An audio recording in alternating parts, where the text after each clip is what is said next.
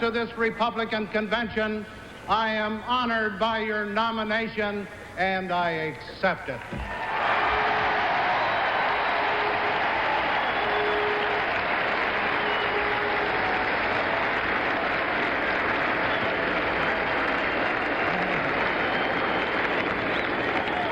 With pride, with gratitude, and with a total will to win, a great victory for the American people.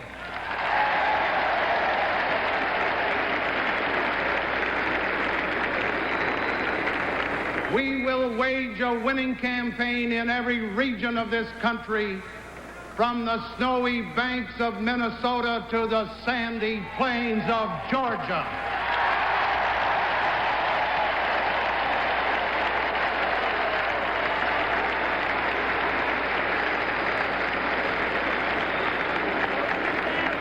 We concede not a single state. We concede not a single vote.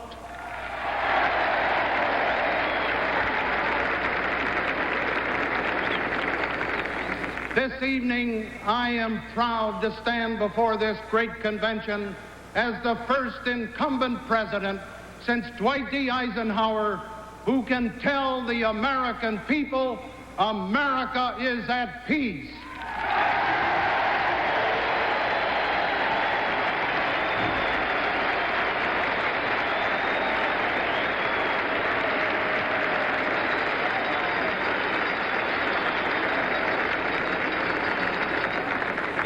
Tonight, I can tell you straight away, this nation is sound, this nation is secure, this nation is on the march to full economic recovery and a better quality of life for all Americans.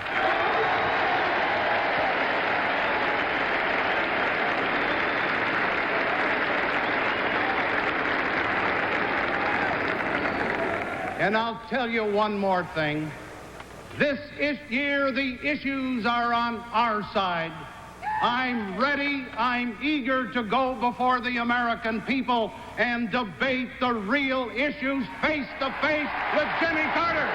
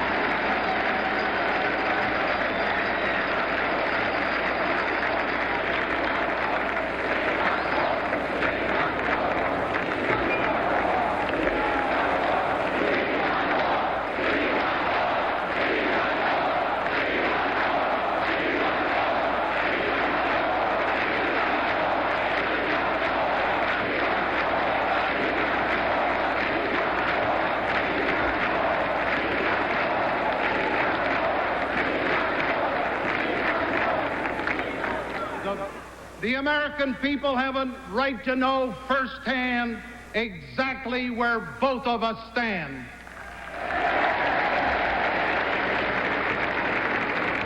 I am deeply grateful to those who stood with me in winning the nomination, of the parties whose cause I have served all of my adult life. I respect the convictions of those who want to change in Washington. I want to change too. After 22 long years of majority misrule, let's change the United States Congress.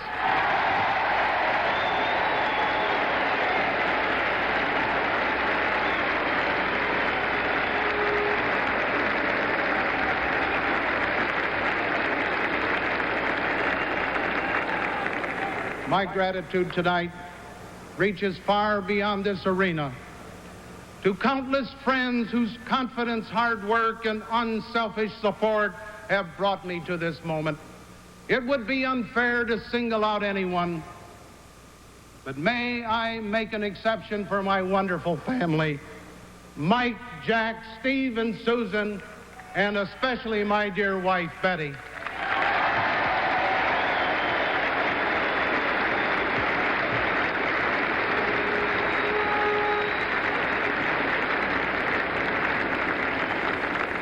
We Republicans have had some tough competition. We not only preach the virtues of competition, we practice them.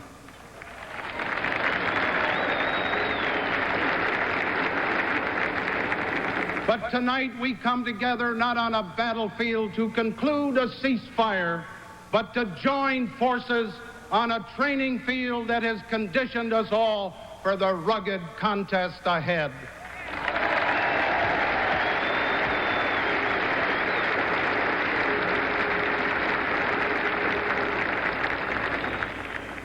Let me say this from the bottom of my heart.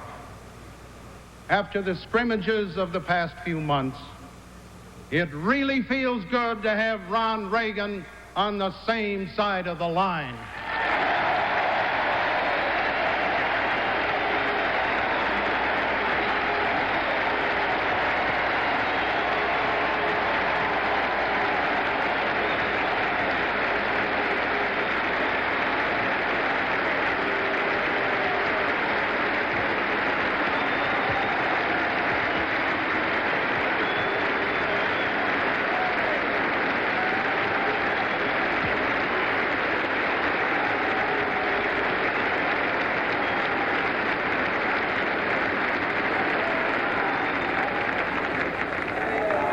To strengthen our championship lineup, the convention has wisely chosen one of the ablest Americans as our next vice president, Senator Bob Dole of Kansas.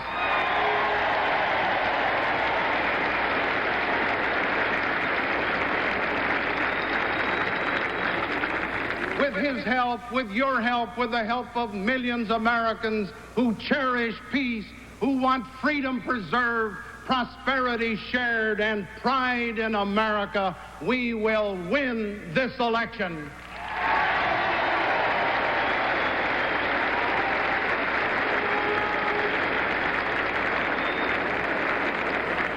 I speak not of a Republican victory, but a victory for the American people. You at home listening tonight, you are the people who pay the taxes and obey the laws.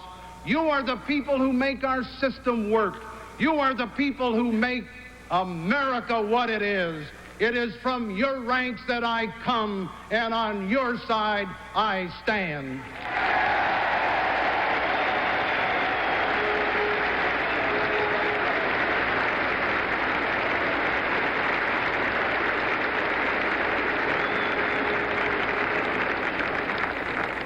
Something wonderful happened to this country of ours the past 2 years. We all came to realize it on the 4th of July. Together, out of years of turmoil and tragedy, wars and riots, assassinations and wrongdoing in high places, Americans recaptured the spirit of 1776. We saw again the pioneer vision of our revolutionary founders and our immigrant ancestors.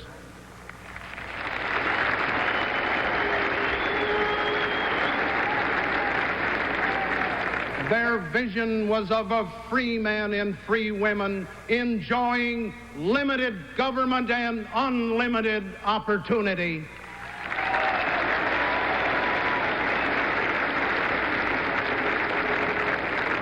The mandate I won in 1976 is to make this vision a reality.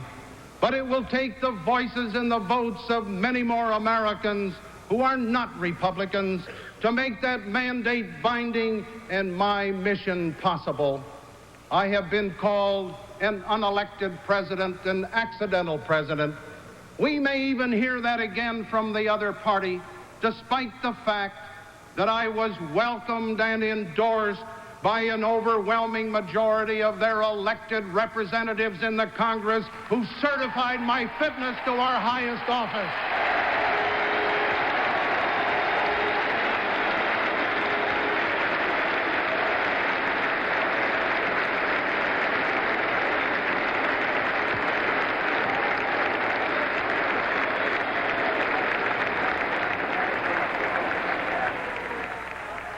Having become vice president and president without expecting or seeking either, I have a special feeling toward these high offices.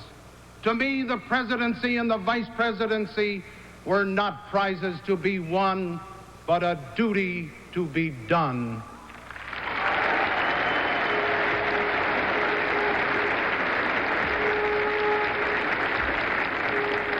So tonight, it is not the power and the glamour of the presidency that leads me to ask for another 4 years. It is something every hard-working American will understand, the challenge of a job well begun but far from finished.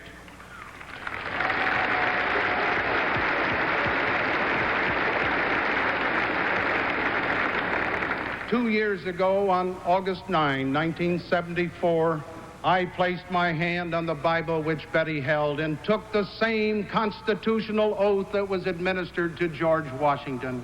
I had faith in our people, in our institutions, and in myself. My fellow Americans, I said, our long national nightmare is over. It was an hour in our history that troubled our minds and tore at our hearts. Anger and hatred had risen to dangerous levels, dividing friends and families. The polarization of our political order had aroused unworthy passions of reprisal and revenge.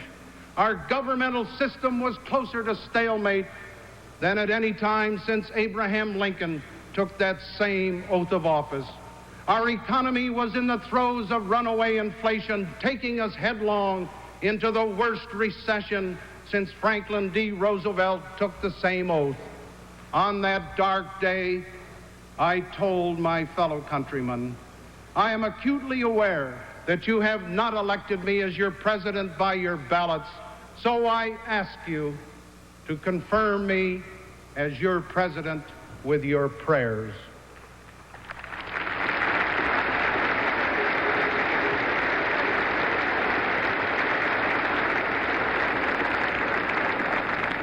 On a marble fireplace in the White House is carved a prayer which John Adams wrote.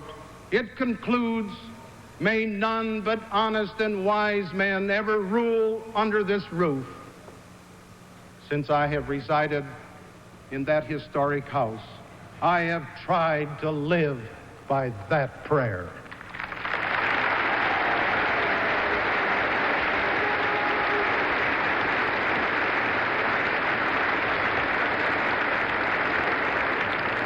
I faced many tough problems. I probably made some mistakes. But on balance, America and Americans have made an incredible comeback since August 1974.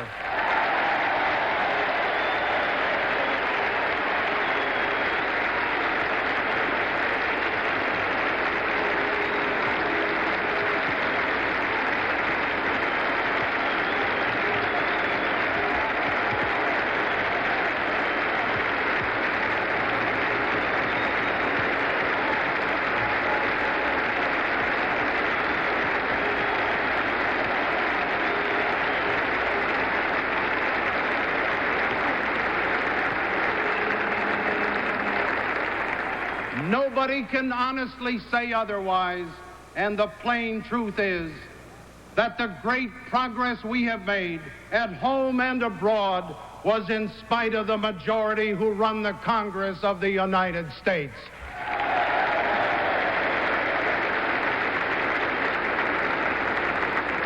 For 2 years, I have stood for all the people against a vote-hungry, free-spending congressional majority on Capitol Hill.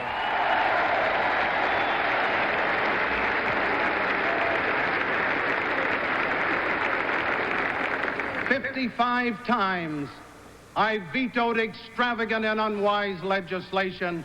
45 times I made those vetoes stick.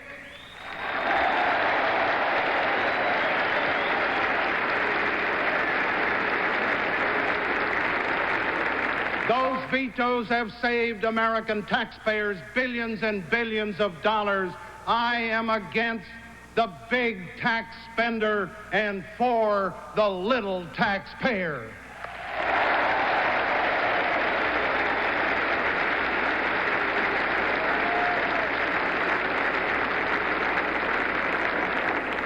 I called for a permanent tax cut coupled with spending reductions to stimulate the economy and relieve hard-pressed middle-income taxpayers. Your personal exemption must be raised from $750 to $1,000.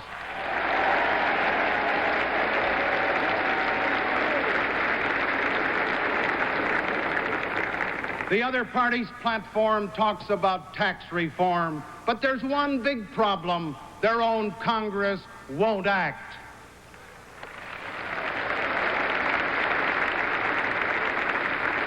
I called for reasonable constitutional restrictions on court-ordered busing of school children, but the other party's platform concedes that busing should be a last resort. But there's the same problem. Their own Congress won't act.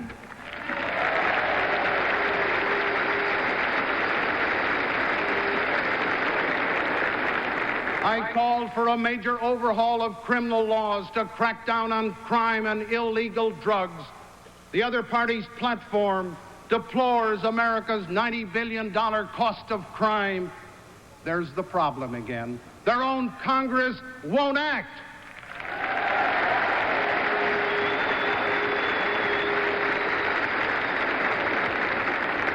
The other party's platform talks about a strong defense. Now, here's the other side of the problem. Their own Congress did act. They slashed $50 billion from our national defense needs in the last 10 years. My friends, Washington is not the problem. Their Congress is the problem.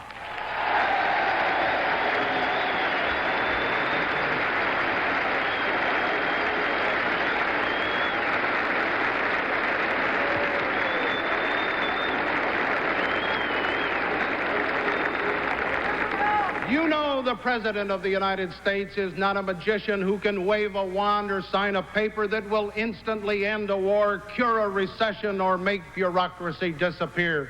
A president has immense powers under the Constitution, but all of them ultimately come from the American people and their mandate to him. That is why tonight I turn to the American people and ask not only for your prayers, but also for your strength and your support, for your voice and for your vote.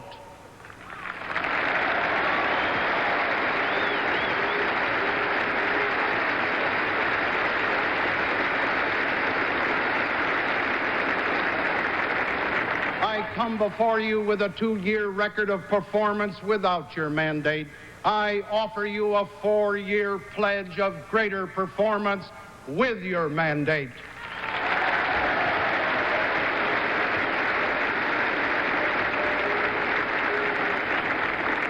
As Governor Al Smith used to say, let's look at the record.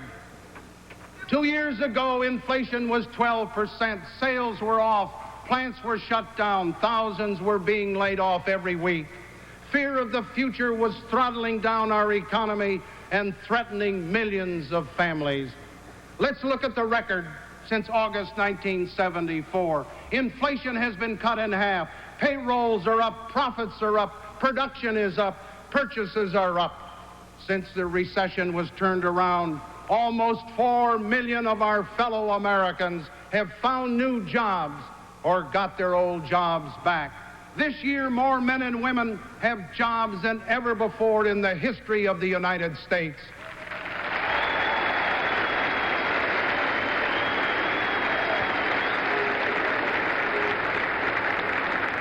Confidence has returned, and we are in the full surge of sound recovery to steady prosperity.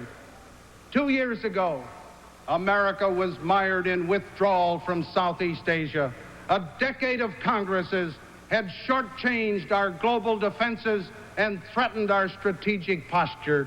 Mounting tension between Israel and the Arab nations made another war seem inevitable. The whole world watched and wondered where America was going. Did we, in our domestic turmoil, have the will, the stamina, and the unity to stand up for freedom? Look at the record since August 2 years ago. Today, America is at peace and seeks peace for all nations. Not a single American is at war anywhere on the face of this earth tonight.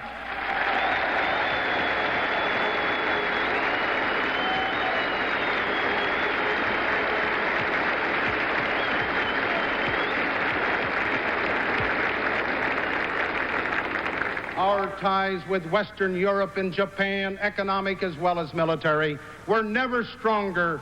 Our relations with Eastern Europe, the Soviet Union, and mainland China are firm, vigilant, and forward-looking. Policies I have initiated offer sound progress for the peoples of the Pacific, Africa, and Latin America. Israel and Egypt, both trusting the United States, have taken an historic step that promises an eventual just settlement for the whole Middle East. The world now respects America's policy of peace through strength. The United States is again the confident leader of the free world.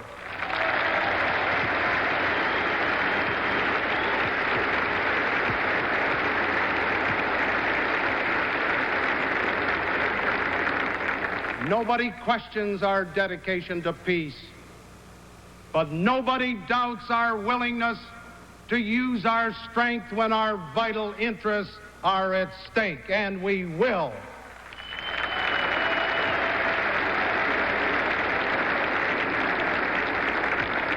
I called for an up-to-date, powerful Army, Navy, Air Force, and Marines that will keep America secure for decades.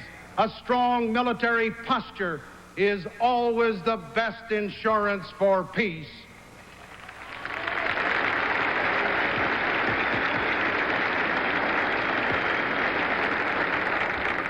But America's strength has never rested on arms alone.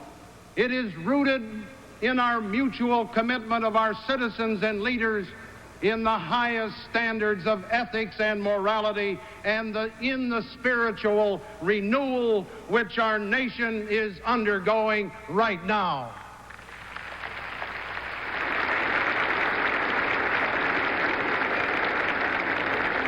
Two years ago, people's confidence in their highest officials, to whom they had overwhelmingly entrusted power, had twice been shattered. Losing faith in the word of their elected leaders, Americans lost some of their own faith in themselves. Again, let's look at the record since August 1974. From the start, my administration has been open, candid, forthright.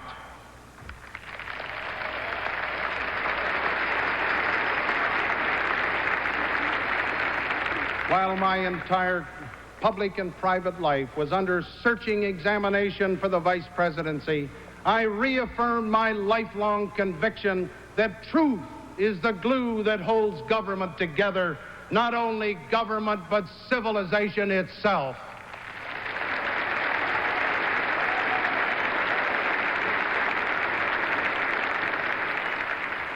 I have demanded honesty, decency, and personal integrity from everybody in the executive branch of the government. The House and Senate have the same duty.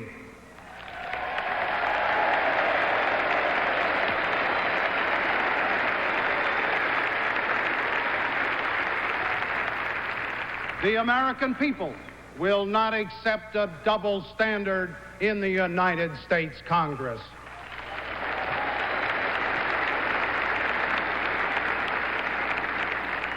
Those who make our laws today must not debase the reputation of our great legislative bodies that have given us such giants as Daniel Webster, Henry Clay, Sam Rayburn, and Robert A. Taft.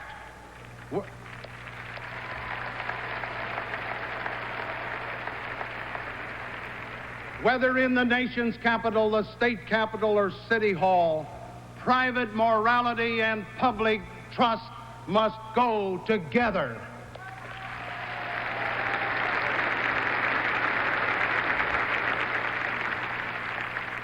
From August of 1974 to August of 1976, the record shows steady progress upwards toward prosperity, peace, and public trust.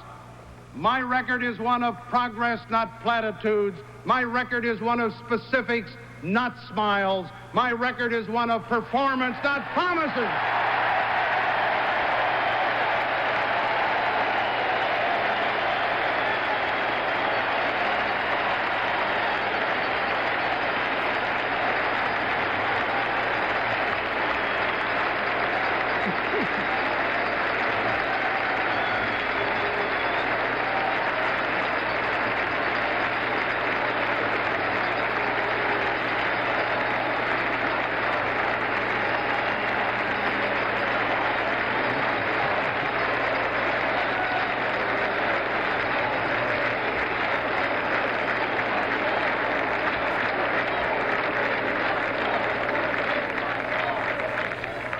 It's a record I am proud to run on. It is a record the American people, Democrats, independents, and Republicans alike, will support on November 2nd.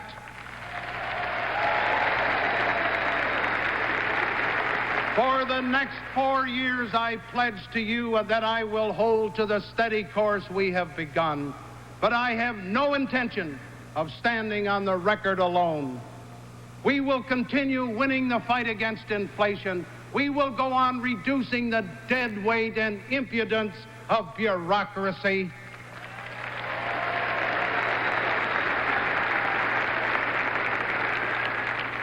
We will submit a balanced budget by 1978. We will improve the quality of life at work, at play, and in our homes and in our neighborhoods. We will not abandon our cities. We will encourage urban programs which assure safety in the streets, create healthy environments, and restore neighborhood pride.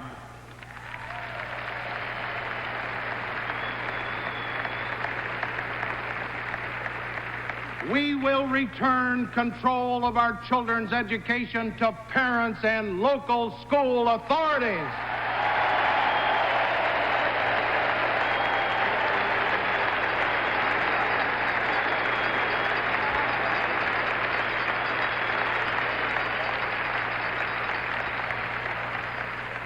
We will make sure that the party of Lincoln remains the party of equal rights.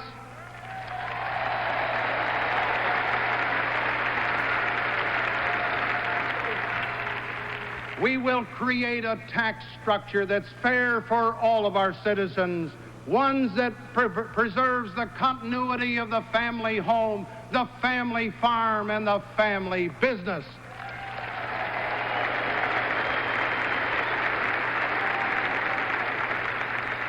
We will ensure the integrity of the Social Security system and improve Medicare so that our older citizens can enjoy the health and the happiness that they have earned. There is no reason they should have to go broke just to get well.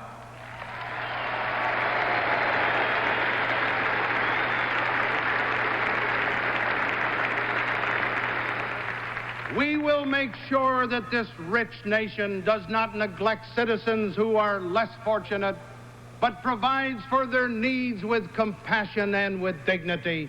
We will reduce the growth and the cost of government and allow individual breadwinners and businesses to keep more of the money that they earn.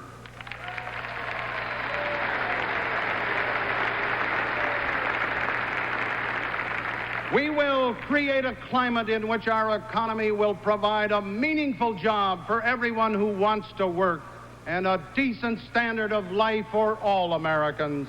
We will ensure that all of our young people have a better chance in life than we had, an education they can use and a career they can be proud of.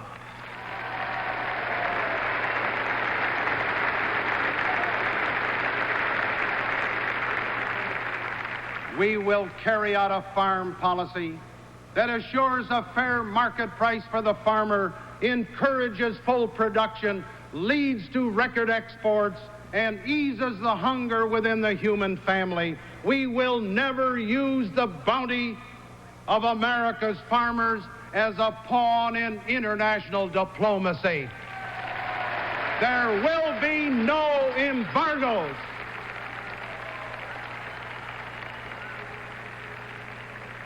We will continue our strong leadership to bring peace, justice, and economic progress where there is turmoil, especially in the Middle East. We will build a safer and saner world through patient negotiations and dependable arms agreements, which reduce the danger of conflict and horror of thermonuclear war. While I am president, we will not return to a collision course that could reduce civilization to ashes.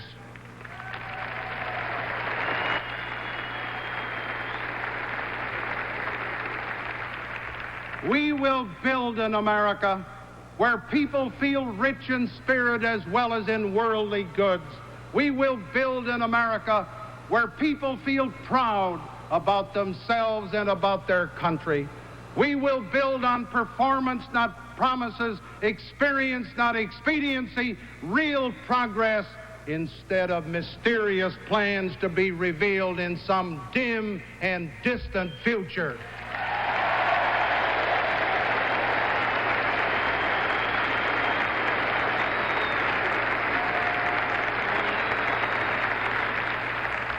The American people are wise, wiser than our opponents think.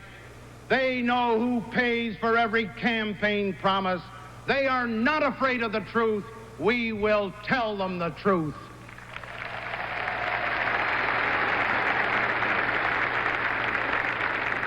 From start to finish, our campaign will be credible. It will be responsible. We will come out fighting and we will win.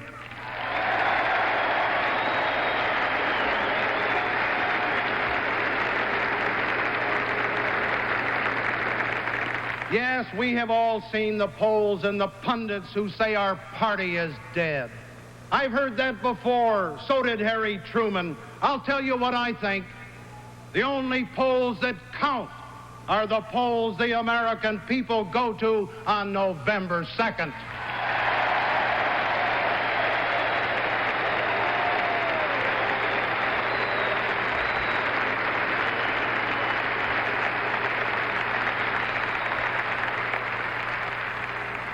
And right now I predict that the American people are going to say that night, Jerry, you've done a good job. Keep right on doing it.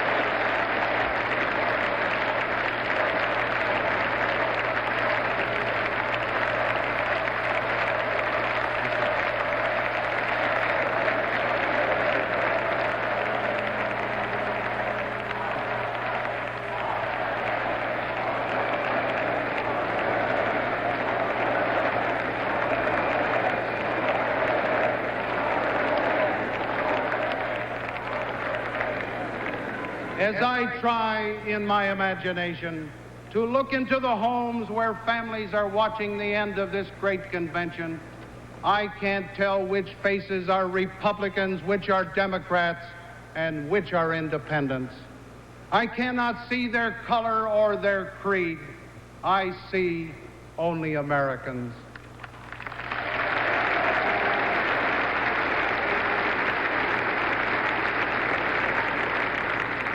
I see Americans who love their husbands, their wives, and their children. I see Americans who love their country for what it has been and what it must become. I see Americans who work hard but who are willing to sacrifice all they have worked for to keep their children and their country free.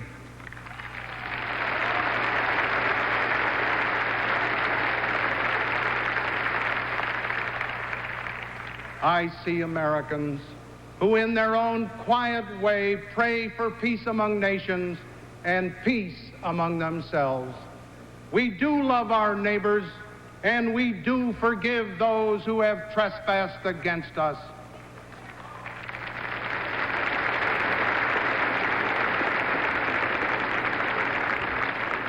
I see a new generation that knows what is right and knows itself. A generation determined to preserve its ideals, its environment, our nation, and the world. My fellow Americans, I like what I see.